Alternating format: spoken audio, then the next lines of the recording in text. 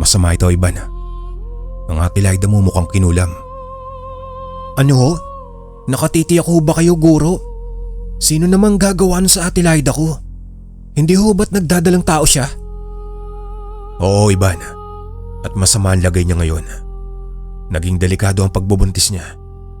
Kailangan nating gumawa ng paraan para mapawalang bisa ang kulam sa kanya. Ano ho ang kailangan nating gawin, Guro? Hanggat kaya ko, gagawin ko. Sabihin niyo lang kung ano ang kailangan. Mabuti na lamang kamo at hindi ganong katindi ang sumpa. Mukhang bata pa ang mangkukulam na gumawa nito sa kanya. Kaya hindi ganong kalakas ang itim na mahik ang ginamit nito.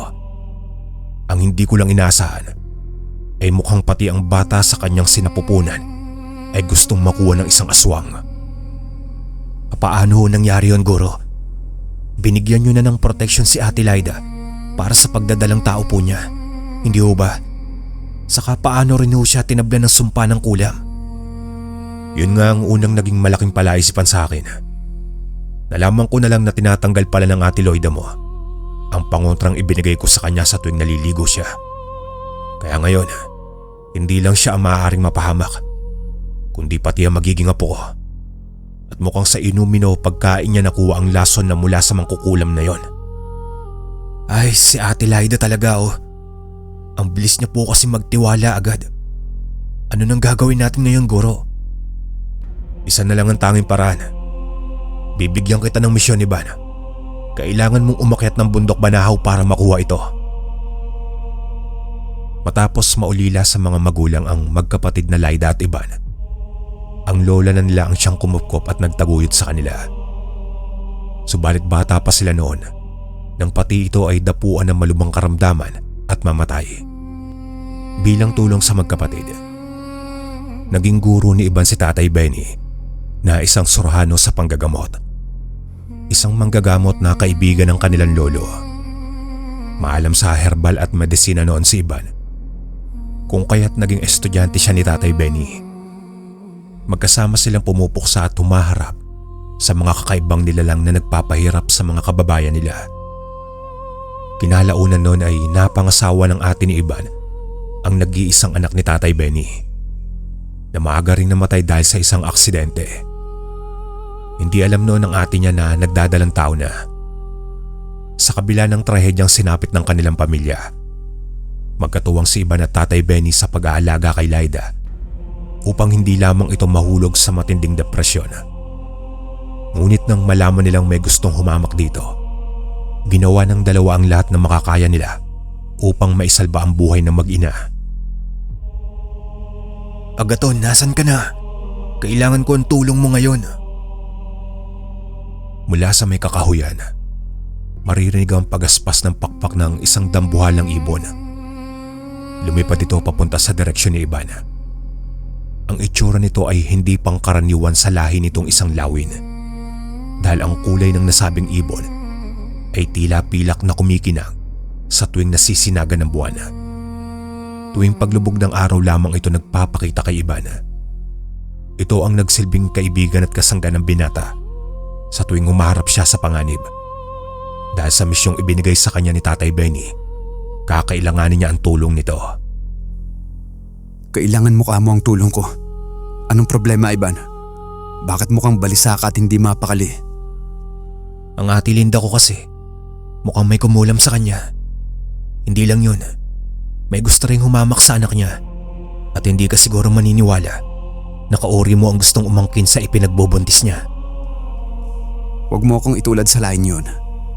Matapos kong talikdan ng lahin yun, hindi na ako kabilang pa sa kanila. Kailanman hindi ko ginustong tumikim ng laman at dugo na mula sa isang tao. Kaya nga tinanggap ko rin na kailanman ay hindi na ako magiging normal pa. Kung kailangan mo ng tulong ko para harapin ang aswang na gustong humamak sa kapatid mo, handa kitang tulungan. Maraming salamat, kaibigan. Dahil ang gagawin kong paglalakbay sa pag-akyat ng bundok Banahaw ay sadyang delikado raw. Maaari daw nating makaharap ang aswang na siyang tumutulong sa mangkukulam na sumumpa sa kapatid ko. Huwag kang mag-alala dahil hindi ko siya uurungan. Ako na ang bahala sa aswang na yon. Nag-umpisang maglakbay ang dalawa Matapos ihanda ni Iban ang mga kailangan niya sa pag-akyat ng bundok, lagi niya ring suot ang singsing na nagsisilbi niyang anting-anting. Alam niyang mas kailangan niya iyon ng mga panahong iyon.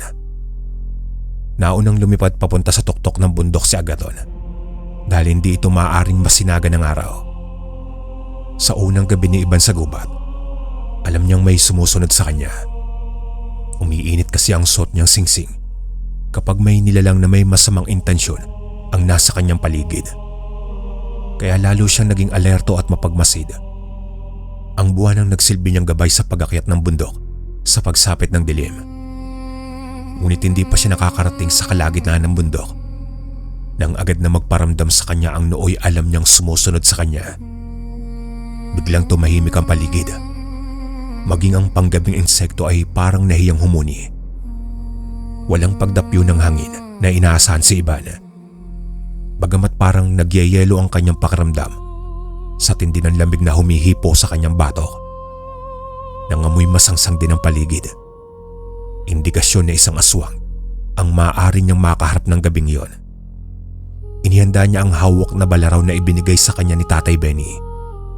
Kahit nasa malayo ang kaibigan niya si Agathon, alam niyang darating ito sa oras na manganib ang kanyang buhay. Kaya kampante siya naghintay sa paglabas ng kalaban. Magpakita ka na, aswang. Huwag mo nang tangkain magtago pa. Alam kong kanina mo pa ako sinusundan. Harapin mo ako ng harapan. Hindi yung para kang duwag na dagang nagtatago sa dilim. Mukhang nakaramdam naman ng pagkainsulto ang nilalang na yon. Dahil mula sa sanga ng isang mataas na puno, bumulusok pababa ang isang malaking uwak.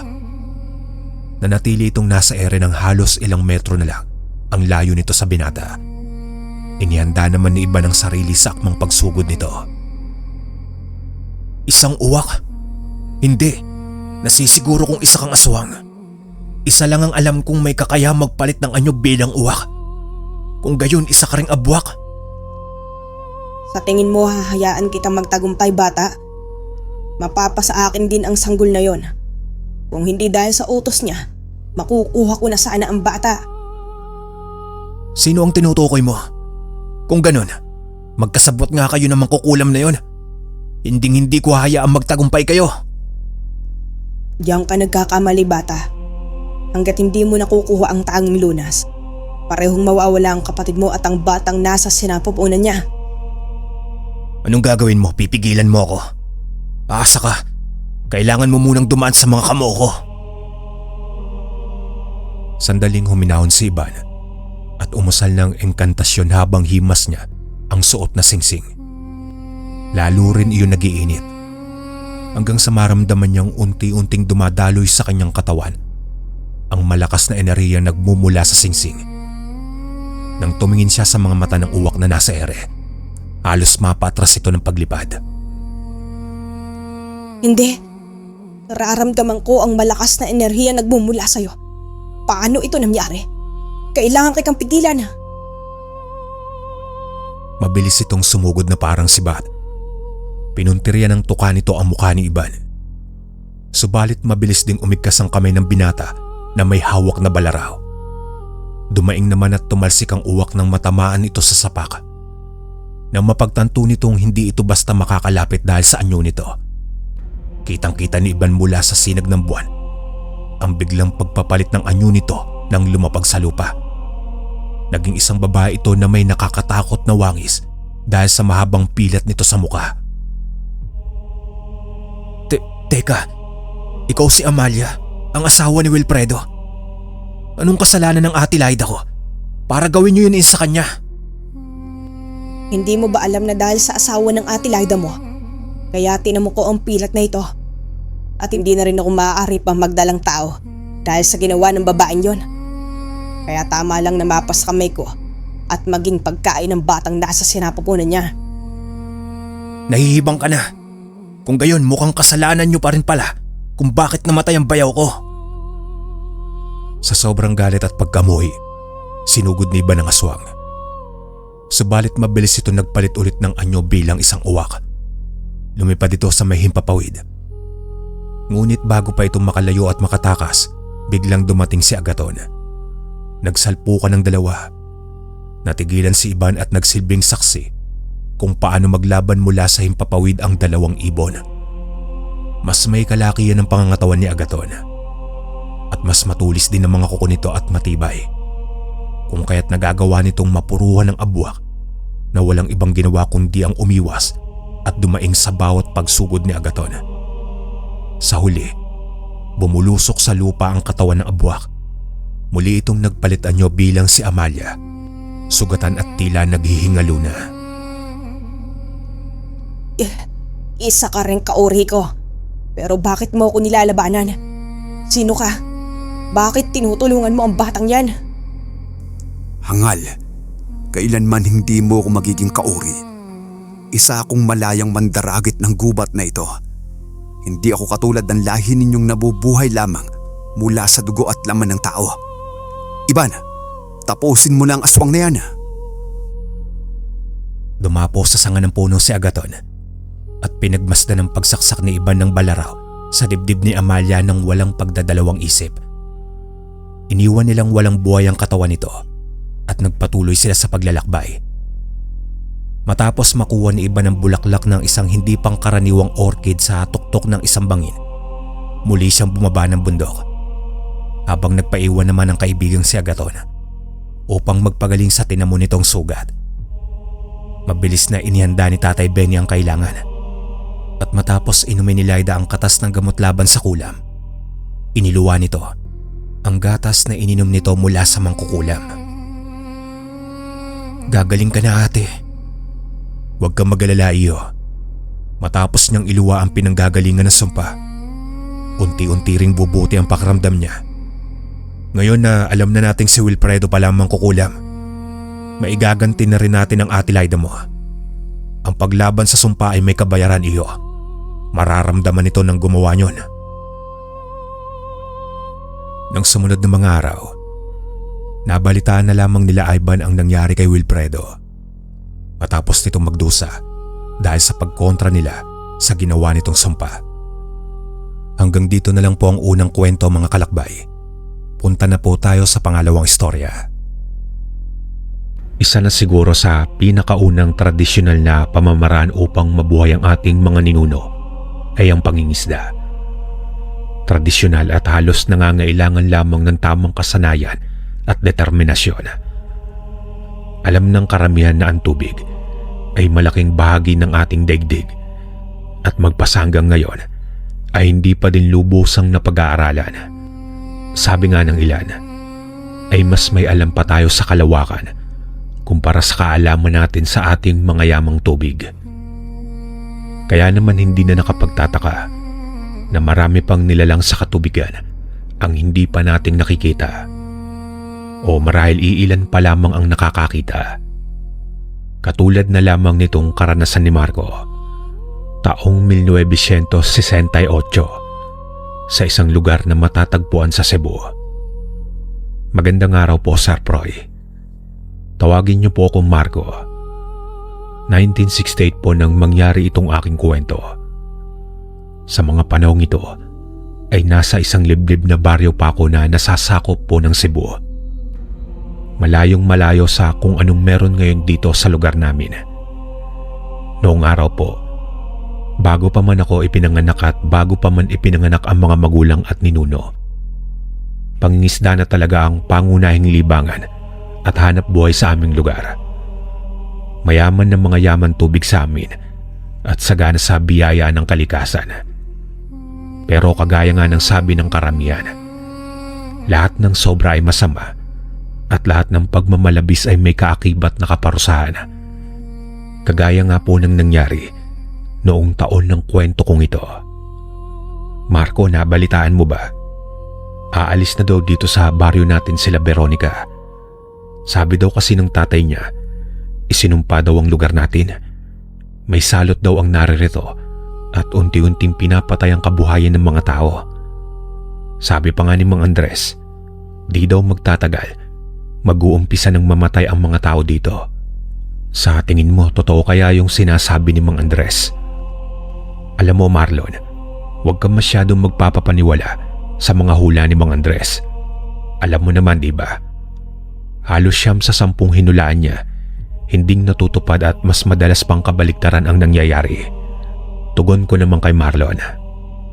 Oo, alam ko naman yon, Marco. Pero paano yung isa sa 10 hula niya? Paano kung ito yung tama sa lahat ng hula niya? Anong gagawin natin? Tugon naman ni Marlon. Si Mang Andres po, Sir Proy, ang kilalang pantas ng aming lugar. Maraming karunungang higit sa pangkaraniwan. Sabi pa ng mga nakatatanda na may kakayahan itong pumatay ng mga engkanto at aswang noong kabataan niya. Pero nasa 90 na yata si Mang Andres at madalas nang nag-uulyanin, kaya naman sablay madalas ang mga hula niya. Pero kasi minsan ay tumatama naman ito. Kaya siguro noon ay nabahala itong si Marlon sa mga nangyayari. Pero para sa akin wala namang magandang idudulot kung magpapatalo kami sa mga takot at paniniwala. Kailangan magpatuloy ng buhay. At para sa kagaya ko, bagamat hindi naman masyadong inaalala ang para sa pagkain namin, gusto ko ding makatulong kila tatay. Masyadong nakakabagot kasi sa bahay at saka pangarap ko na balang araw ay makapunta ng Maynila para doon mag-aral at makapagtrabaho. O tignan mo yung si Pepe, Marco. Sinabihan na nila kapitan na wag na muna magpagala-gala sa dagat. Pero tignan mo, nagpupumilit na namang pumalaot. Alam mo, balak yatang mawala ng maaga sa mundo ng taong yan. Hindi pinapansin yung mga babala ng mas nakatatanda sa atin. Pagpansin ni Marlon dito kay Pepe, nakababata namin. Noong nasa elementarya pa lamang kami. Tanda ko pa isang maulang hapon nang maisipan naming mamangka sa dagat. Kasama itong si Marlon, si Pepe, at isa pa naming kaibigan. Hanggang sa hindi namin namalayan na napalayo na pala kami sa may pampang. Pagkatapos biglang sumama yung panahon at nagdilim sa buong paligid. Kasunod ng pagampas ng napakalakas na hangin. Sa maniwala po kayo at sa hindi, noon lamang ako nakakita ng alon na mas mataas pa yata sa puno ng nyog. Sunod pong namalayan ko na nasa pampang na kami. Namatay po yung isa sa mga kasama namin. Hindi na natagpuan pa yung katawan at pagkatapos nga ng insidenteng yon, hindi na namin nakausap pa itong si Pepe. Parang naging iwas at distansya na sa mga kabaryo niya. Hayaan mo na, Marlon. Alam niyang ginagawa niya. Isa pa, wala namang ibang aasahan ng lola niyang may sakit kundi siya lang. Alam mo namang takot sa tubig ang tatay niya, hindi ba? Simula nung malunod yung nanay ni Pepe sa pangingisda nilang mag-asawa, hindi na bumalik pa sa laot si Mang Kadyo. Tama po ang narinig ninyo mga kakwentong kalakbay. Isang mangingisda po si Mang Kadyo, ang tatay ni Pepe. Pero noong kunin din po ng dagat ang asawa nitong si Aling Lita, hindi na po bumalik pa sa malapit sa tubig dagat si Mang Kadyo. Pagkukwento pa nito na hindi daw aksidente ang nangyari sa asawa niya at may kumuha nga daw po dito.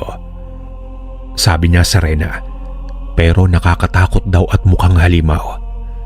Sabi naman po ng iba, nabaliw lang itong si Mang Kadyo dahil sa pagod at init at nasa 3 araw yata silang nasa laot noon. Kaya malamang daw natuyuan ng tubig sa utak kaya nagkaganoon. Kaya nga Kadyong baliw ang tawag sa kanya.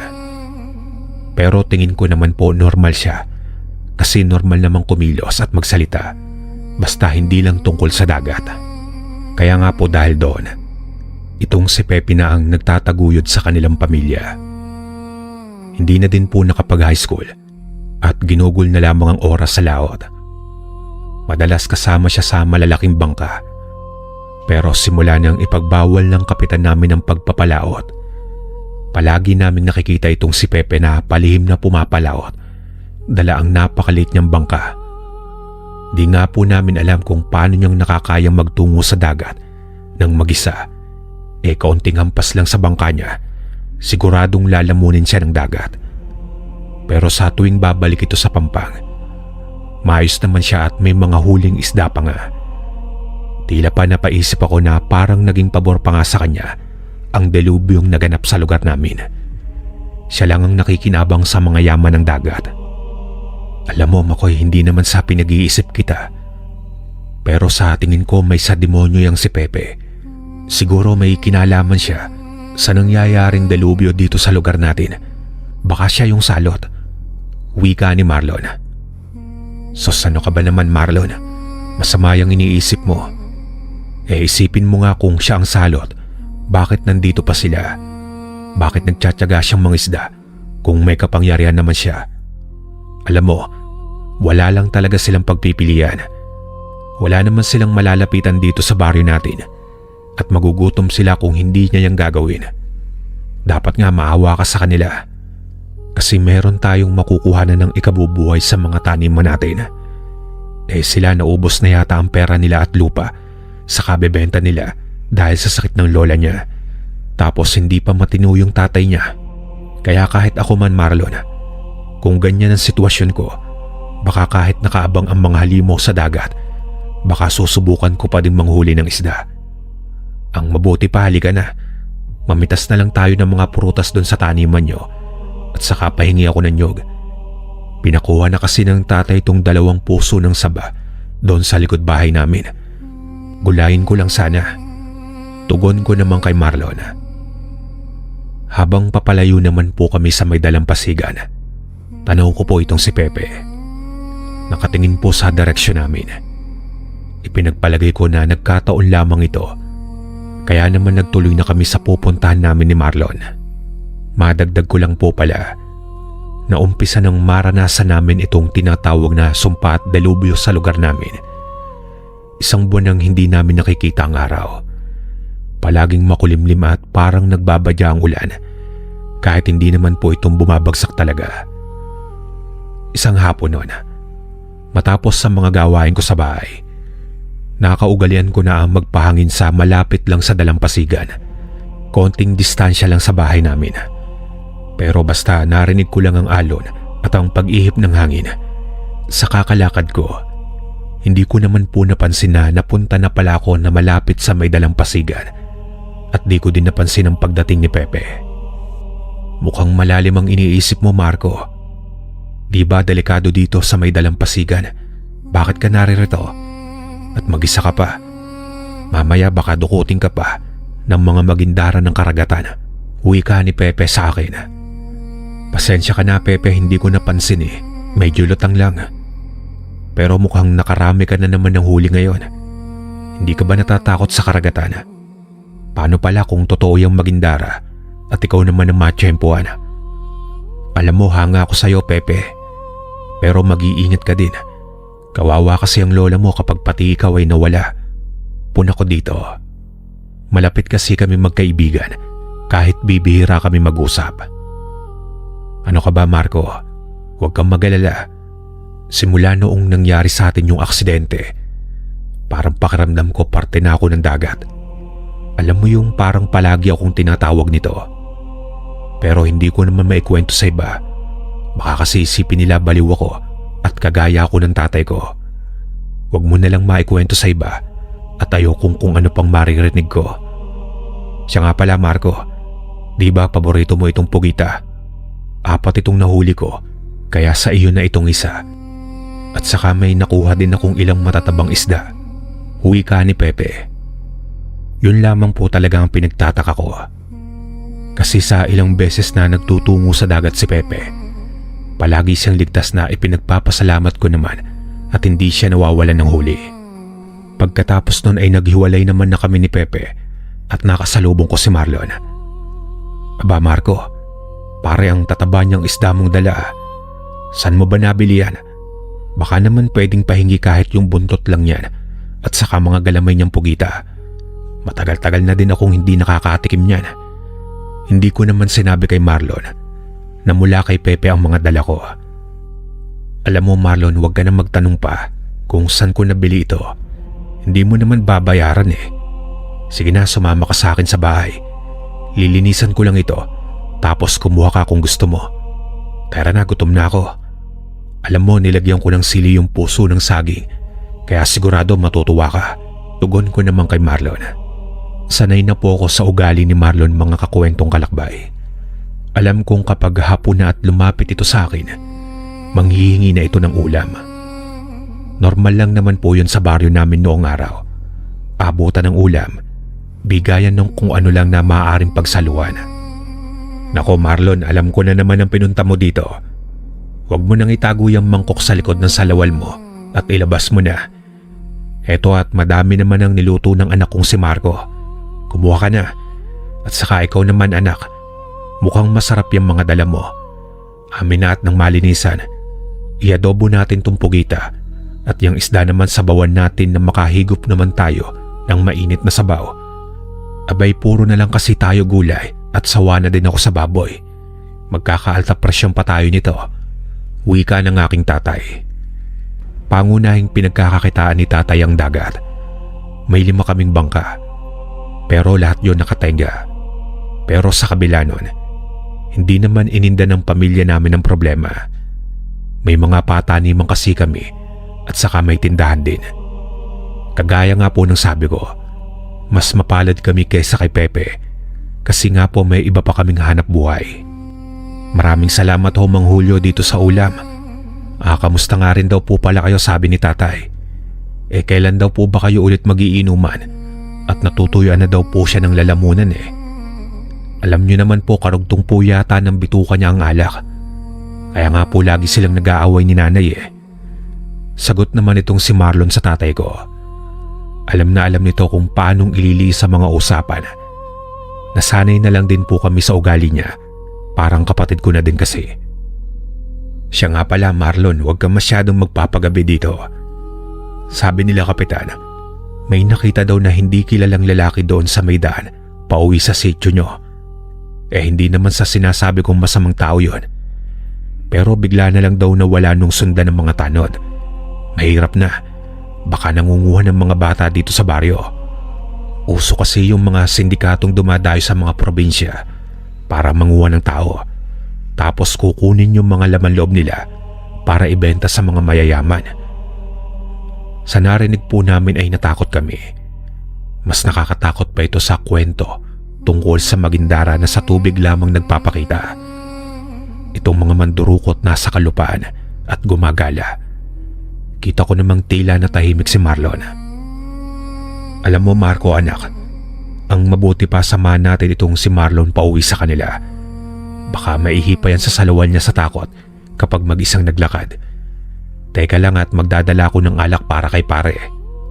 Nilakasan pa nga ni tatay ang pagkakasabi niya para marinig ni nanay. Para nga po na ginamit niya lang na dahilan itong paghatid kay Marlon para lang payagan ni nanay na magtungo sa bahay nito, syempre para sa inuman. Alam mo Marco, tingin ko niloloko lang tayo ng tatay mo Parang hindi naman totoo yung kwento niya. Baka dahilan niya lang yun para uminom. Ano sa tingin mo? Wika ni Marlon. Sa tingin ko nga din Pero malay natin totoo pala yun. Mas mabuti nang nag-iingat. Mukhang aabutin pa yata kami ng madaling araw dahil sa pag-iinom nila. Tugon ko naman kay Marlon. 3:00 na po yata nang matapos ang inuman nila tatay. Sobrang antok na ako. Kung hindi nga lang akong natatakot umuwing mag-isa, nauna na sana ako. Pero ayokong ako pa ang unang maging biktima ng gumagalang lalaki. Sa daang pauwi naman po, habang naroroon kaming pasuray-suray sa paglalakad, damay na po ako nito kasi inaalalayan ko si tatay. Hindi lang po ako sigurado, pero biglang parang may mabilis na aninong dumaan sa paningin ko sa unahan.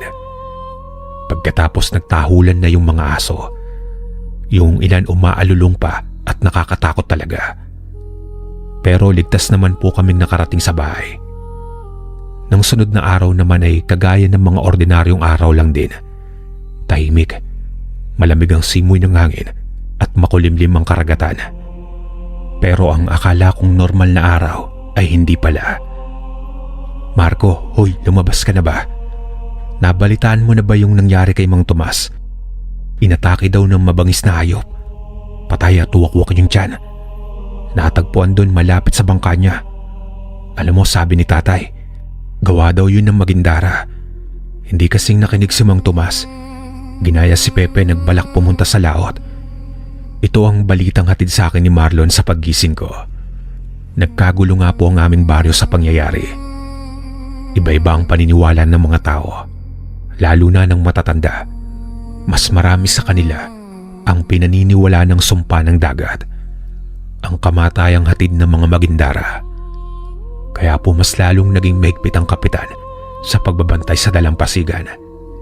Ipinaangat ang lahat ng bangka malayo sa tubig. Pero itong si Pepe, bagamat naitaas na niya ang maliit niyang bangka, alam ko po na may balsa ito na nakatago sa gawing hilaga namin. Minsan ko na kasi itong nakita noong nagtungo ako doon sa paghahanap ng nyog. Medyo bangin po ang daan at kailangan ng iba yung ingat. Kaya naman hindi iisipin nila kapitan na merong nakatagong sasakyan tubig doon. Magandang araw po sa inyong lahat. Ako nga pala si Gani. Galing akong Maynila at narito ako para maghanap ng mga maaaring matulungan para sa pag-aaral sa isang universidad at sa pagkakaroon ng permanenteng trabaho sa kumpanya namin habang nag-aaral sila. Nakipag-ugnayan na kami sa kapitan nyo at kung may gustong sumubok, nasa may labasan lamang kami ng baryo para sa gagawing interview. Wika nitong nagpakilalang si Gani. Maayos ang postura, itsurang edukado at mayaman, at saka magaling magsalita. Nag-i-English pa nga po, pero may karampatang edad ang hinahanap nila. Hanggang 16 anyos lamang po. Kaya naman iilan lamang sa aming mga taga-baryo ang pasok dito. Kasama na ako, si Marlon at si Pepe. Nakita ko po kasi na nagpalista din ito. Ayon kasi kay Mang Gani, magkakaroon ng buwa ng sahod ang mga papasa, bukod pa sa panggastos sa eskwelahan. Kaya naman naengganyo kami. Oy, Pepe, narito ka din pala. Buti pinayagan ka ng tatay mo. Paano na ang lola mo? Sino mag-aalaga sa kanya kapag nakapasa ka? Wika ni Marlon. Huwag kang mag-alala, Marlon. Hindi naman ako magtatagal dito. May kailangan lang akong gawin. Sambit naman itong si Pepe. Nagtaka naman ako kung paano niyang nasabi na saglit lamang siya doon. Maya-maya naman po ay dumating na itong si Mang Gani. May mga kasamang kalalakihan. Magandang umaga sa inyong lahat. Mabuti naman at pinaunlakan niyo ang imbitasyon namin. Alam niyo bang oras na makapagtapos kayo sa pag-aaral sa Maynila? Magiging mayaman kayo at may alis niyo ang pamilya niyo dito sa sinumpang lugar na ito. Tama, alam namin at nabalitaan nga namin ang tungkol sa halimaw na naririto sa baryo nyo. Kaya naman tama ang pasya ng mga magulang nyo na payagan kayo. Wika ni Mang Gani. Tapos ay nagpaikot pa ito ng liham tungkol sa tinatawag nilang enlistment para sa mga future scholar ng aming baryo. Lingid sa kaalaman namin na itong sinasabi nilang magandang bukas para sa aming baryo ay isa palang bangungot. 5 sa amin ang nakapasa. Kasama kami nila Marlon at Pepe. Ang ilan hindi pinalad. Hindi ko po alam ang dahilan, pero kami pong 5 ang pinakagusto nila Mang Gani. Malaki ang potensyal nyo mga bata. Magiging karangalan kayo ng lugar na ito. Mamayang 6:00 na tayong pupunta sa Maynila, kaya ihanda nyo na ang mga gamit nyo. Wika ni Mang Gani sa amin. Narinig mo ba yung Marco? Maynila daw. Sa wakas makikita na natin yung mga naglalaki ang gusali. At saka kapag nakapagtapos ako, bibili ako ng bahay sa Maynila para doon na tumira sila tatay. Wika naman ni Marlon. Nako Marlon, akala mo bibili ka lang ng candy. Hindi basta-basta ang pag-aaral sa universidad, no? Sa pagkakalam ko, kapag nasa university ka, may kailangan kang i-maintain na grado. Ganun daw sa Maynila. Tugon ko naman kay Marlon. Makalipas ang mga oras, hapon bago ang takdang oras ng pag-alis namin. Marco anak, naihanda mo na ba lahat ng mga gamit mo? Alam mo, masaya kami ng nanay mo kasi sa wakas nakapagpasya ka na ipagpatuloy ang pag-aaral mo. Pero anak, huwag kang mag-aasawa agad sa Maynila ha. Maraming tukso sa Maynila, kaya dapat ituon mo lamang ang atensyon mo sa pag-aaral mo. Mag-iingat ka doon. Wika ng aking tatay. Sa hindi ko po inaasahang pagkakataon, naroon si Pepe. Unang beses na pumunta siya sa bahay namin, bagay na labis kong ipinagtaka. "Oh, Pepe, napasyal ka. Nakahanda ka na ba sa pag-alis niyo nitong anak ko? Kayo-kayo lang ang magkakasama doon, kaya dapat bantayan niyo ang isa't isa." Muling tugon ng aking ama. "Huwag po kayong mag-alala, Mang Julio. Ako pong bahala kila Marco. Siya nga pala, ito ang kwintas na gawa ko. Isuot mo ito, Marco. At saka itong iba para sa mga kasama natin. Pampaswerte lang." Tugon naman ni Pepe. Natuwa po ako sa mga narinig ko. Kasi sa unang pagkakataon, parang naging mas maayos na si Pepe. Dati kasi ngiti lang ang ginagawa nito kapag kinakausap ni tatay.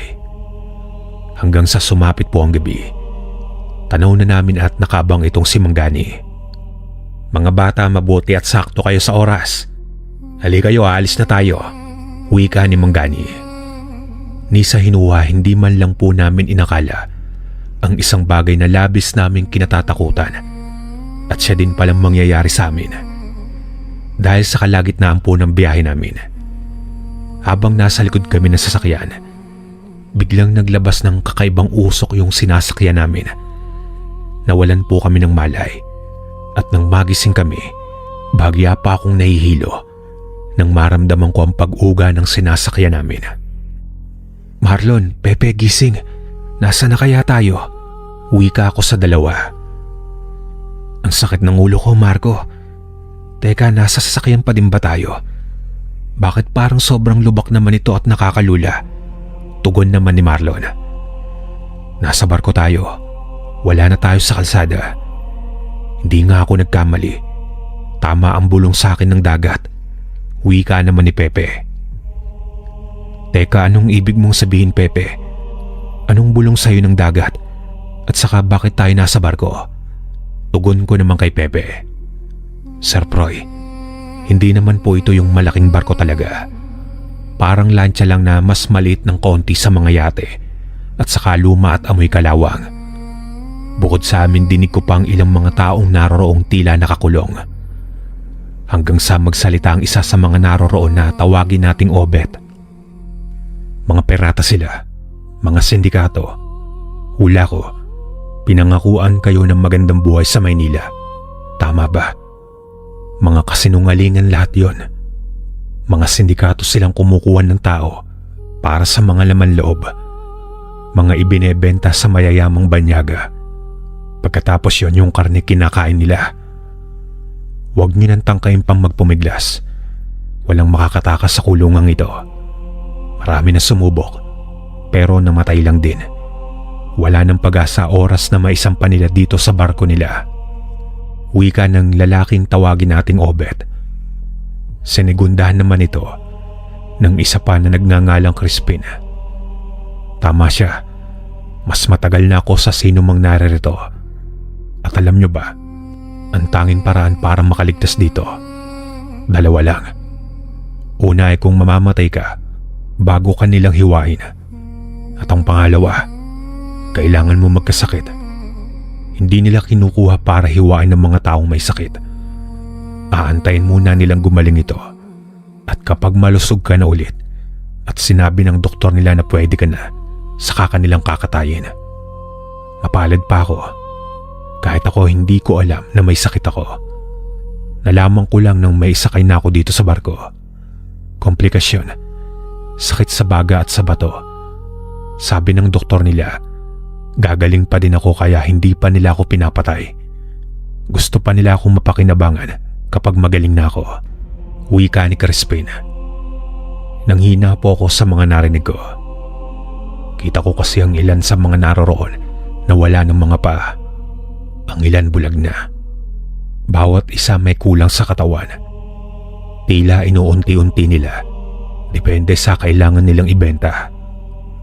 Hindi ito maaari. Hindi ako maaaring mamatay dito. Marco, anong gagawin natin? Paano tayong tatakas dito? Tignan mo nga tong si Pepe. Uy, bakit napakakalmado mo pa din? Mamamatay na tayo dito. Wika ni Marlon. Kumalma ka lang, Marlon. Hindi makakatulong yung ginagawa mo. Kailangan natin mag-isip ng maayos. Imposibleng walang paraan para makatakas dito. Tugon ko dito. Bagamat natataranta na rin ako. Pero pinanatili kong kalmado ang itsura ko. Ayokong dumagdag pa sa tensyon sa paligid. Pero kapansin-pansin talaga na itong si Pepe. Sobrang kalmado. Para bang inaasahan pa nga niya ang nangyari sa amin. Teka, pakinggan nyo. Tahimik, pakinggan nyo muna. Wika ni Pepe. Kakaiba pero alam ko po ang mga kalmot kapag narinig ko. Dinig na dinig po namin itong mga kalmot sa mga dingding ng barko.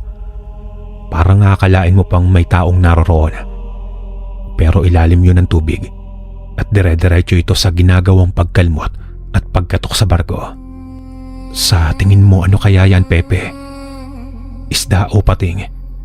Paano pa tayong tatakas dito? May mga piratang kumakain ng tao dito sa barko. Tapos may pating sa dagat. Milagro na lang siguro talaga ang makakatulong sa atin. Wika ko kay Pepe. Mga nilalang ng tubig, mga bantay ng karagatan ang narinig nyo. Sila ang gabay ko sa tuwing nangingisda ako at sila ang nagsabi sa akin na sumama ako dito.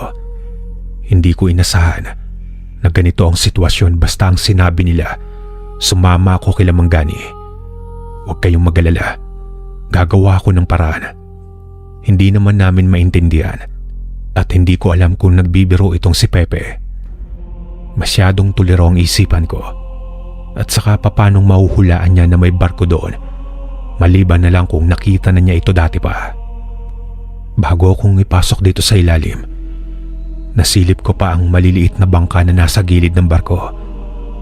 Kung posible man na makatakas tayo dito o sino pa man sa atin, maaaring magamit ang mga maliliit na bangkang yon.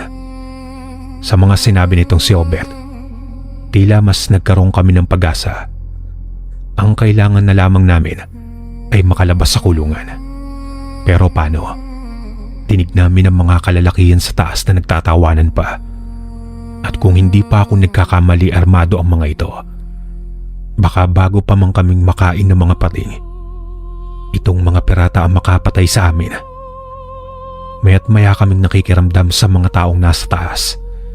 Dinig namin na tila nag-uusap sila na may kukunin na sila sa amin at isang masamang balita ito. Kami ang mga pinakabagong dating at ibig sabihin maaaring isa sa amin ang pag-initan ng mga ito. Kunin niyo yung isang yon, yung kulot, bilisan niyo. Wika ng isang lalaki na nagngangalang Gaston. Mabilis po ang mga pangyayari. May dala silang nakakasilaw na mga ilaw na nakatutok sa amin. Pagkatapos bigla na lang nilang isinara yung kandado ng kulungan. Nang muling luminaw yung paningin namin, gimbal po kami sa nalaman. Marco, si Pepe ang kinuha nila. Ano nang gagawin natin? Mamamatay na tayo dito. Wala na tayong pag-asa. Wika ni Marlon. Teka lang, bakit si Pepe? Ang daming naririto. Bakit si Pepe pa ang inuna nila? Tugon ko kay Marlon. Nasa 15 katao po yata kaming naroroon. Ang iba ay mas malalaki at mas malulusog pa sa amin. Pero hindi namin maintindihan kung bakit si Pepe ang kinuha nila. Pero bukod dun ay ang panlulumo namin. Naisip ko ang lola nito at tatay, ang umaasa sa kanyang pagtatagumpay sa Maynila. Maya-maya ay muling bumaba itong mga kalalakihan. Sa pagkakataong iyon ay si Crispin na ang kinuha nila. Hindi namin alam kung anong gagawin sa kanya. Ilang saglit pa ay muli naming narinig itong mga pagkalmot. At sa pagkakataong iyon ay mas malakas na at tila gustong sirain ang barko. Teka lang, tignan nyo. Nabubutas na ang dingding ng barko. Malulunod tayo dito. Lulubog ito sa tubig anumang oras. Tawagin nyo na ang mga nasa itaas. Wika naman ni Obet. Hindi na nga kaming nag-aksaya pa ng pagkakataon at sabay-sabay na kaming nagsigawan para ipaalam sa mga naroroon ang nangyayari sa ibaba. Pero nang malaman nilang may butas ang barko, ni hindi man lang silang nataranta. Marahan lang nilang tinungo ang mga butas at may ginamit silang pantakip dito. Bigo kami sa pag-asa na dahil sa posibilidad na paglubog ng barko ay makakatakas na kami. Huwag na kayong umasa pang makakatakas kayo dito. Masyado kayong mga maambisyoso. Kaya itong napala nyo, hintayin nyo lang na matapos ang paghihiwa sa mga kasama nyo. Tapos isusunod na namin kayo. Maraming kliyente ang nangangailangan sa mga parte nyo. At mamayang gabi, makakatikim kayo ng espesyal na putahe. Sambit ng isa sa mga piratang nagngangalang Gaston. Tila baliw na ito. Sira-sira ang mga ngipin at pulang-pula ang mga mata. Tapyas din ang isa sa mga tenga nito. Anong ibig sabihin nila na espesyal na putahe, Obet? At saka narinig nyo ba yung sinabi niya, uubusin na tayo ngayon? Nangangambang wika ni Marlon. Ano ka ba? Huwag kang maingay, narinig namin. Obet, ano bang mangyayari mamaya? Anong putahe ba ang sinasabi nila? At saka akala ko ba, mga malulusog na tao lang ang kinukuha nila? Bakit uubusin tayo? Tanong ko kay Obet. Karne ng kasama nyo at ni Crispin. Yan ang espesyal na putahe na sinasabi ni Gaston. Pipilitin nila kayong kainin ng lulutuin nilang karne. Masarap at nakakaakit ang bango. Isa pa, wala kayong magagawa dahil sa gugutumin kayo. Hanggang sa kayo na mismo ang maghanap sa karne. Ganoon nilang sinisira ang isipan ng mga bihag nila. Wika naman ni Obet. Halos maduwal naman po ko sa mga narinig ko mula dito. Hindi ko labos maisip at hindi ko matim na kumain ng karneng tao. Naulit ang pagkalampag sa barko. At sa pagkakataong ito ay iba na ang tunog. Hindi na po mga kalmot. Tila binabangga na ang barko ng isang malakas at malaking nilalang. Umuukit kasi sa bakal na dingding nito nang hindi naman napansin na binubuksan na pala ni Pepe yung kandado ng kulungan. Hindi po malinaw kung paano, pero naroroon siya kasama si Crispin. Gamitin mo ito, Crispin. Subukan mong sirain itong kandado. Sisiguraduhin ko lang na hindi makakapasok dito ang mga nilalang na yan. Wika ni Pepe. Sinabi ko sa inyo, hindi totoong tao ang mga piratang ito. Mga aswang sila. Mga aswang. Kitang-kita ko ang pagpapalit nila ng anyo. Mga halimaw sila. Tugon naman ni Crispin. Tama nga ako. Unang kita ko pa lang kay Gaston. Baliktad na ako sa mga mata niya. Mga aswang sila. Segunda naman ni Obet. Kung aswang nga sila, bakit naririto sila sa gitna ng dagat? Dapat takot sila dito, hindi ba? Sabi ng lolo ko takot sila sa tubig galat. Wika ni Marlon. Hindi lahat, Marlon. Nariyan ang mga magindara, ang aswang ng tubig, at itong mga aswang na natutong tagalan ng asin para malaya silang makakain ng mga tao at hindi sila agad-agad na mahahanap ng mga manunugis ng aswang. Ilang beses ko na silang nakita at nakasalubong sa dagat. Nakakaligtas lang ako sa tulong ng mga bantay ng tubig. Ang mga magindara, sila ang tanging dahilan kung bakit buhay pa tayo matapos ang aksidente noong mga bata pa tayo, Marco. At kasama ng pagkakaligtas natin ay ang pagkakaloob nila sa akin ng mutya ng palos, kapalit ng habang buhay kong pagtulong sa mga kagustuhan nila. Anong ibig mong sabihin kagustuhan nila, Pepe? Anong nangyayari dito? Ang mga aswang na nasa barkong ito, sinisira nila ang kalikasan. Sinisira nila ang dagat dahil sa mga kemikal na itinatapon nila mula sa barkong ito. Sila ang nagdadala ng mga kemikal dito sa tubig mula sa mga lungsod. Binabayaran sila ng mga negosyante at kumpanya mula sa iba't ibang syudad. Hindi sumpat, hindi salot na engkanto o halimaw ang may dahilan ng nararanasan natin sa baryo, kundi ang kasamaan ng mga tao mula sa ibang panig ng kalupaan. Wika ni Pepe. Pero anong ibig sabihin ng pagkakamatay nila Mang Tomas, ng nanay mo, ng iba pang taga roon sa atin? Tanong naman ni Marco. Sila man ang may gawa noon kay Mang Tomas at sa iba pa. Pero ibang kaso ang naganap sa nanay ko. Ibang nilalang ang kumuha sa kanya. Hindi ang mga magindara. Hindi ang mga bantay ng tubig. May mas nakakatakot pang nilalang ang nagtatago sa kailaliman ng dagat. Hindi niyo gugustuhin malaman pa. Tugon naman ni Pepe. Teka, ano bang plano mo, Pepe? Bakit mo ikinandado ang daan paakyat ng barko? Paano tayong tatakas dito? Wala tayong madadaanan. Oras na malaman nilang narito kayo. Tugon ko naman kay Pepe. Wala pong ibang dadaanan doon, Sir Proy. Isang saradong kulungan at ikinandado ng maigi ni Pepe ang nag-iisang daan namin para makatakas. Nang walang kung ano-ano, bigla ko pong narinig ang napakatinis na tinig at ang mga pagkalmot at pagsuntok sa dingding ng barko. At kalaunan ay nabutas na ito. Pero hindi doon nahinto ang pag-atake ng mga nilalang na nasa ilalim ng tubig. Tuloy-tuloy at papalaki ng papalaki ang butas. Marco, Marlon, kayo ang pumuesto sa unahan. Obet, sabihan mo ang mga kasama mo. Kailangan niyong kumapit sa aming tatlo. Walang bibitaw. Pigilan niyo ang mga hininga niyo hanggat kaya niyo. Ipikit niyo ang mga mata niyo. At huwag na huwag kayong didilat kung gusto niyo pang mabuhay. Lulubog ang barkong ito kasama natin, pero magtiwala kayo.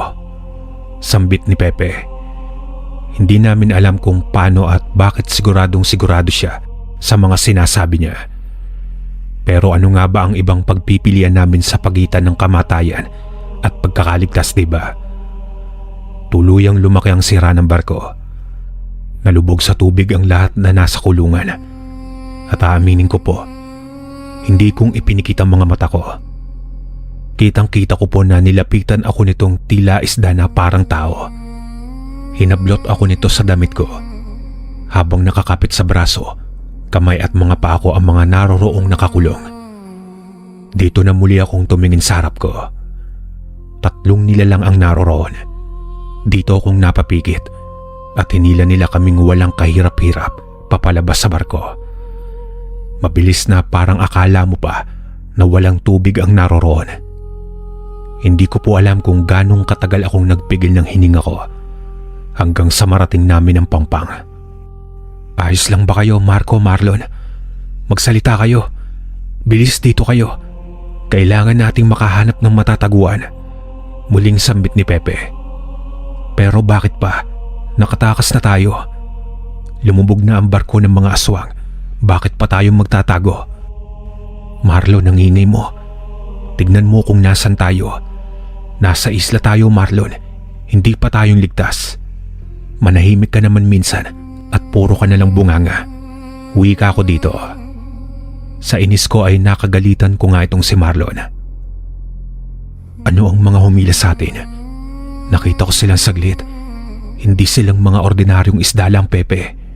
Tanong naman ni Obet. Sila ang mga bantay ng dagat. Ang mga magindara. Hindi talaga silang nananakit ng tao. Pero hindi tao ang kalaban nila ngayon, kundi mga aswang. At kung hindi pa kayong tatayo dyan, siguradong magiging hapunan kayo ng aswang. Nakalimutan nyo na ba? Hindi takot sa tubig ang mga piratang aswang. At hindi lahat nagawang mahuli ng mga magindara. At nakikita nyo ba yan? Papunta na sila dito. Totoo ang sabi ni Pepe. Kita namin ang mga lumalangoy na papalapit sa isla. At papalapit na ito ng papalapit. Mapuno ang isla.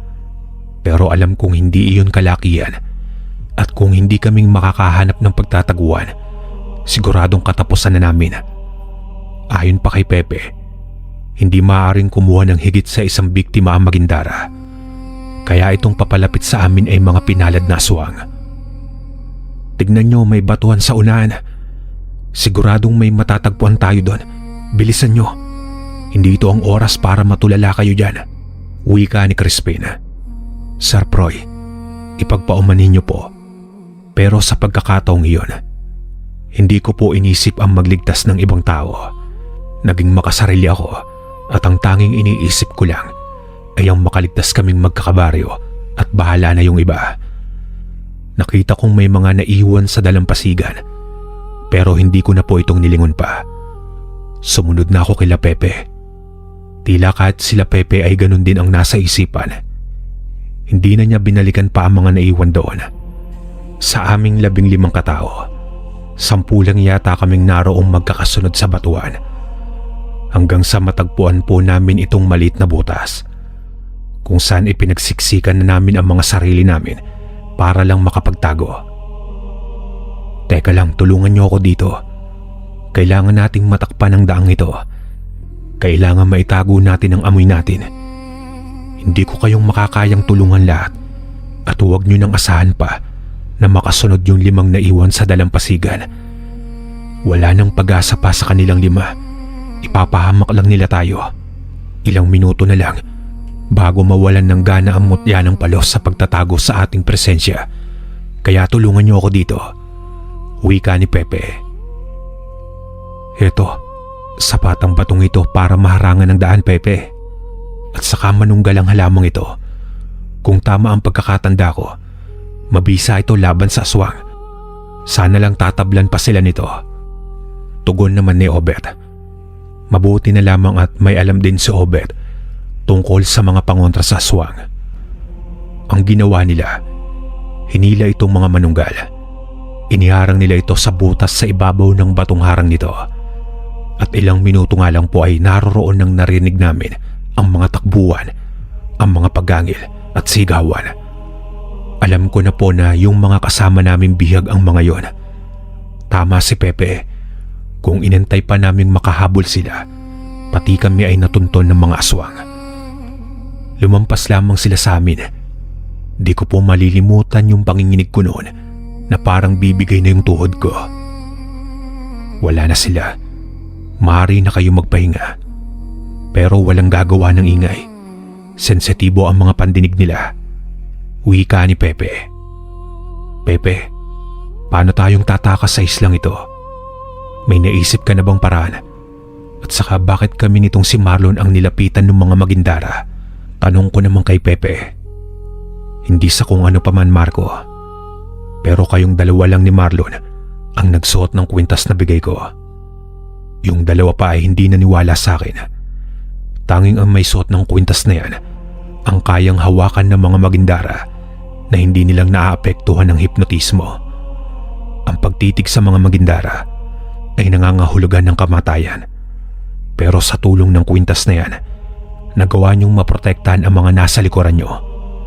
Pero sa magindara lamang yan ubra. Iba ang mga aswang na humabol sa atin, paliwanag ni Pepe. Pero may mutya ka naman ng palos, di ba? Bakit hindi mo yung gamitin at itakas mo kami dito, Pepe? Wika naman ni Marlon. Kahit ako ay nababastosan na dito sa kaibigan ko, parang wala siyang modo at hindi niya pa din iginagalang si Pepe. Kahit na iniligtas nito ang buhay namin, parang sa tingin niya ay si Pepe pa din ito na palagi nilang pinagkakatuwaan. Hindi yung gumagana ng ganon, Marlon. At kung kaya ko man yun, sa pinapakita mong ugali sa akin, baka iwanan pa kita dito. Kaya mabuti pang manahimik ka na lamang kung wala kang maitutulong. Inis na tugon ni Pepe. Tila na puno na ito, kaya sinupalpal na nito si Marlon. Pero anong magagawa niya? Kung kontrahin niya si Pepe, siguradong maiiwan talaga siya doon at baka makain pa ng aswang. Kikilos tayo mamayang umaga. Hindi titigil ang mga aswang na yan hanggang sa maubos tayo. Pero sa umaga ay mas mabagal sila at mahina ang pakiramdam at pangamoy. Nakita niyo yung kawayan nandoon sa may gilid ng isla. Yun lang ang pag-asa niyo para makatawid sa islang ito papunta sa lupa. Kaya ko iyong languyin, kaya kailangan yung kayanin din. Ayon pa kay Pepe, kung siya lang naman kayang-kaya niya na ang tumakas, magagawa niyang lumangoy ng walang kahirap-hirap pabalik sa isla namin gamit ang kanyang mutya. Pero ayaw niyang gawin dahil sa amin. Nangako daw kasi siya sa tatay ko na babantayan kami. Sa totoo lang po, hindi niya naman yung kailangan gawin. Pare-parehong nasa peligro ang buhay namin. Pero siya, mas pinili niyang samahan kami. Pero po kung ako yung may taglay na mutya niya, nasisigurado ko sa sarili ko na iiwan ko silang lahat. Pero mahaba ang gabing iyon para sa amin. Dahil sa naroroong nagpapabalik-balik ang mga aswang sa labas ng pinagkakataguan namin. Base sa mga nauulinagan namin Parang ilan sa mga hinahabol nilang bihag ang hindi pa din nilang mahanap. Hindi nilang matagpuan kaya labis silang nagagalit. Narito lang ang babaeng yon. Hindi yun maaaring makalayo. Halugugin niyo ang damuhan. Siguraduhin niyong hindi kayo malulusutan ng babaeng yon, mga inutil. Wika ng isang lalaki. Kilala ko ang boses na ito. Kahit mahina, alam kong si Gaston ang nasa labas. Ang nakakatakot at malaking boses nito ay tila bangungot sa akin. Pepe, paano tayong gagawa ng balsa gamit ang mga kawayan? Siguradong maririnig tayo ng mga aswang na yan. Siguradong bago pa man tayong makabuo ng masasakyan, naroroon na sila para lapain tayo. Wika ni Obet. Oo nga Pepe, tama si Obet. Anong plano mo? Mabuti pang dito pa lang. Pag-usapan na natin kung anong gagawin bukas.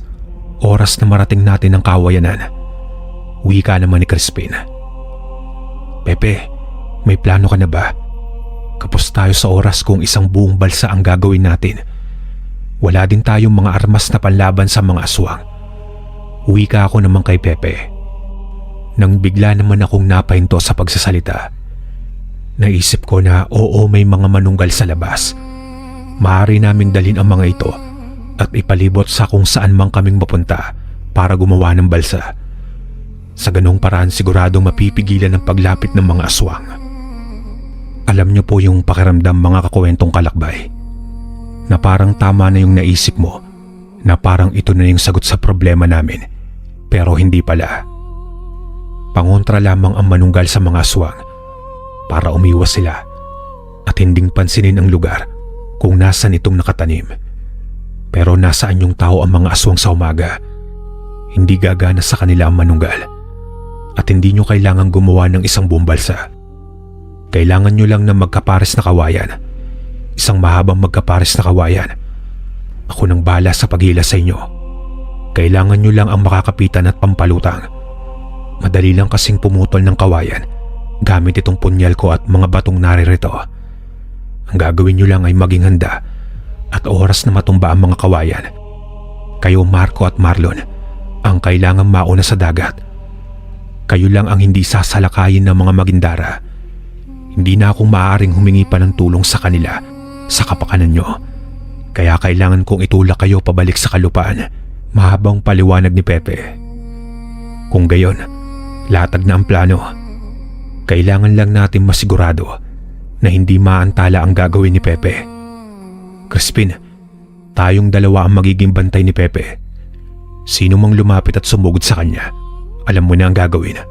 Isipin mo na parang mga barumbadong tao lang ang makakalaban natin bukas. Kaya huwag kang magpapatalo. Huwag mong iisiping aswang sila. Malinaw ba? Tugon ni Obet. Tama si Obet. Ang totoo, mas mahina pa sila sa mga normal na tao. Pero oras na makapitan kayo, siguradong mamamatay kayo. Tugon naman ni Pepe. Naging pinali po ang plano namin. Ang kulang na lang ay ang sikat ng araw. Lahat kami tahimik. Lahat kami nakabang sa pagbubukang liwayway. Wala na ang mga ingay. Wala nang hiyawan. Pero sinong nakakasigurado, di ba? Maaaring naroon lamang sila sa labasan. Tahimik na nag-aabang sa amin.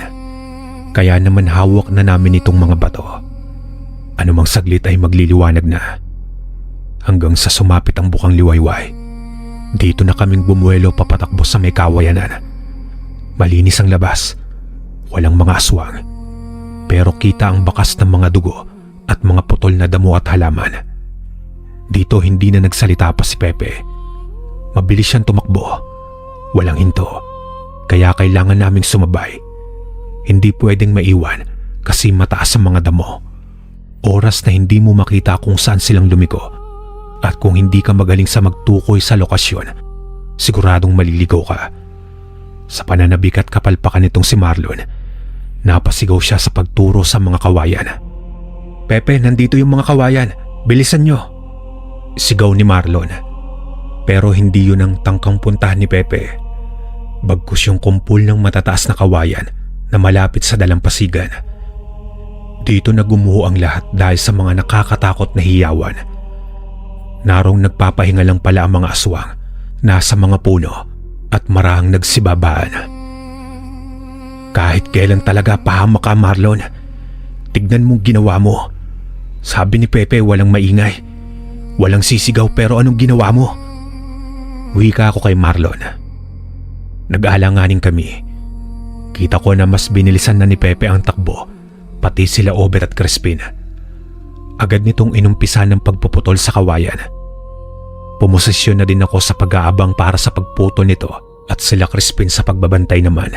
Sinamahan din sila nila Obet na may mga hawak na bato. Pero itong si Marlon sa takot at pagkataranta ay naroroon sa may dagat. Sigaw ng sigaw na tumakas na kami at malapit na yung aswang. Pero determinado sila Pepe na mailigtas ang lahat. Unang kawayan ng tumumba. Magkakatulong yung tatlo sa mga bihag na hinila itong papunta sa dalampasigan at iniabot kay Marlon. Halos maabot na kami ng mga aswang nang mag-umpisang maghagis ng mga bato itong sila Obet at ang iba pa. Bumagsak ang pangalawang kawayan. Iyon na ang hudyat sa pagkilos ko. Agad kong hinila ito sa tulong ng mga naroroon pambihag. Habang ito namang si Marlon ay nauna na, kumakampay-kampay pa sa tubig at balak pa yatang iwang kami. Labis na ang pagsigaw namin kasi hindi namin magagawa magpalutang sa tubig nang isang kawayan lamang ang dala namin. Hindi namin magawang makatakas doon. Narito lang pala kayo. Mga kasama, harangin nyo. Habulin nyo yung mga taong nasa tubig. Bilisan nyo. Wika ni Gaston. Obet, mauna na kayo. Dalhin nyo ang mga kawayan. Habulin nyo sila Marlon. Ako nang bahala dito, bilisan nyo, susunod ako. Sigaw ni Pepe. Pero Pepe, hindi ka namin pwedeng iwanan dito. Sasama kami sa'yo. Harapin natin ang mga aswang na yan. Wika naman ni Crispin. Maging si Obet ay handang samahan si Pepe sa paglaban sa mga aswang. Pero nakiusap si Pepe na iwanan na siya at susunod nga daw siya. Kaya naman hinila na namin sila Crispin at Obet. Kita namin na pinalibutan ng mga aswang si Pepe. Pagkatapos nun hindi ko na nakita ang nangyari sa kanila. Madali na kaming lumusong sa tubig. Naroroong naabutan namin si Marlon. Pinulikat po kasi ito. Hindi na makagalaw at kasalukuyang nakakapit sa kawayan habang tinutulungan ng mga sumunod sa kanya. Masama ito. Hindi tayo makakausad ng ganito. Kailangan magkakasabay tayong hahawak sa kawayan at walang bibitaw. Ako sa likod. Marco, ikaw sa harap. Kailangang balanse ang kilos natin. Wika ni Obet. Mabagal ang usad namin at dinig namin ng mga aswang na naroroon. Bagamat mabagal lang ang paglangoy, pero lumalapit sa amin. Halos maabutan na kami ng mga ito nang biglang mag-umpisang bumilis ang takbo namin kasabay ng iyak ng isang babae. Kumapit kang maigili na. Sabayan mo ang kilos ng mga kasama mo, bilisan mo. Sigaw ni Pepe. Pepe, papanong... Gulat na tanong ko kay Pepe. Hindi makapaniwala ang lahat sa paglitaw ni Pepe mula sa likod namin at may kasama pa itong babae. Isa sa 5 naiwan namin at marahil na ito yung hinahanap nila Gaston. Kita kong nasa pinakadulo si Pepe at nagumpisa itong itulak yung mga kawayan. Nagpatinaod na lamang kami at inayaang tangayin ng puwersa. Alam niyo po yung parang nakasakay ka lamang sa bangka sa tuloy-tuloy na paglangoy nitong si Pepe. Pero hindi lang po aswang ang kalaban sa tubig na yon. Dahil sa pati-pating ay nakiisa. Mabilis ang mga ito at hinahabol kami. Kung sa isip niyo po na kayo na ang pinakamalas na tao sa mundo, siguro ayaw niyo nang maranasan pa ang nangyari sa amin. Marco, suot mo ba yung kwintas? Sigaw ni Pepe. Agad ko naman itong sinagot. Mabuti na lang at suot ko pa din ito. Dito nang nakita ko si Pepe na lumubog sa tubig at ilang sandali pa ay ramdam namin ang tulin ng mga kawayan. Aakalain mo pang demaki na ang takbo nito. Nang muli kong lingunin ang likod na bahagi at malayo na yung mga pati, pero wala pa din si Pepe. Inakala ko lang na ginamit niya siguro yung kapangyarihan ng mutya niya at mabilis itong lumalangoy sa ilalim. Pero nang marating po namin ang pampang sa aming baryo, ganun na lamang po ang gulat namin. Hindi po si Pepe ang naghatid sa amin, kundi 4 sa mga tinatawag na magindara. Pero wala po si Pepe. Umahong kami sa tubig at nilapitan ng mga taga roon sa amin. Pero hindi na po namin nakita pa si Pepe. Hindi siyang lumitaw sa tubig. Sir Proy, hanggang ngayon po ay iniisip ko pa din kung anong nangyari sa kaibigan ko. Kasi po simula ng insidenteng yon, wala na kaming narinig pa tungkol sa kanya. Sabi ng mga matatanda na maaaring kinuha ng dagat. Saka ko naalala ang sinabi niya na hindi na siya maaari pang humiling muli sa mga magindara na tulungan kami. Kaya naman sa hinala ko, isinakripisyo ni Pepe ang buhay niya kapalit ng muling paghingi ng tulong sa mga magindara upang iligtas kami. Yun lang ang magpapaliwanag sa pagkawala niya. Halos hindi ko po maharap ang lola nito at tatay, at araw-araw akong umiiyak at nakikiusap kila tatay na tignan ang naiwan nitong pamilya at tiyaking may makakain at may gamot para sa matanda. Kasi kung hindi dahil kay Pepe ay patay na po kami. 1 taon nang lumipas, bumalik si Obet sa baryo namin.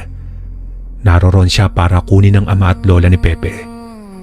Isang mayamang negosyante si Obet at tila nalinlang lang pala siya ng isang babaeng aswang para sumama sa kanila. Narito ako para suklian ang sakripisyo ni Pepe.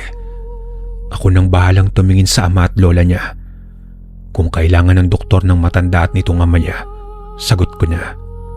Kulang pa ito para sa ginawang sakripisyo ni Pepe para sa atin. Sana dito man lang, kung nasan man si Pepe ay makita niya ang pagpapasalamat ko. Wika ni Obet. At dito nga po simula ng araw na yon, ay wala na din kaming balita sa lolo at tatay ng aming kaibigan. May ilan ang nagsasabi na baka si Pepe din ang may pakana ng pag-alis nitong pamilya niya at baka nakatanggap daw ng gantimpala mula sa mga magindara. Baka daw yumaman na at ayaw lang magbigay sa aming baryo. Pero ano man po ang totoong dahilan, mananatili po ang aking paghanga at pagpapasalamat sa aking kaibigan, kay Pepeng Palos. Hanggang dito na lang po ang aking kwento, mga kakwentong kalakbay. Maraming salamat.